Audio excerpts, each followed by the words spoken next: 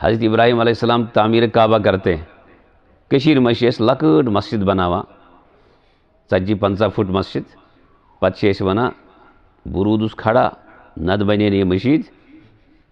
بولتے نہیں بولتے آپ لوگ ہم بولتے نہیں بولتے اگر وہ کھڑا آسانے کہ درسگاہ کت بنے تیل یہ مدرس کت بنے تیل یہ آپ کا میرا انداز ہے اور ادھر ابراہیم علیہ السلام نے خانہ کعبہ بنا کر کائنات کی سب سے عظیم تعمیر کھڑی کر دی اور اس کے بعد یوں اٹھایا ہاتھ ربنا تقبل منا انک انت السمیع العلیم اے اللہ اس تعمیر کعبہ کو قبول فرمانا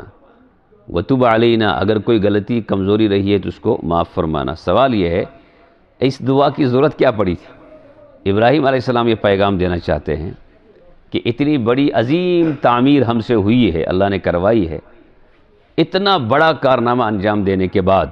اگر اللہ نے اس تعمیر کعبہ کو قبول نہیں کیا، اس خدمت کو قبول نہیں کیا تو تعمیر کعبہ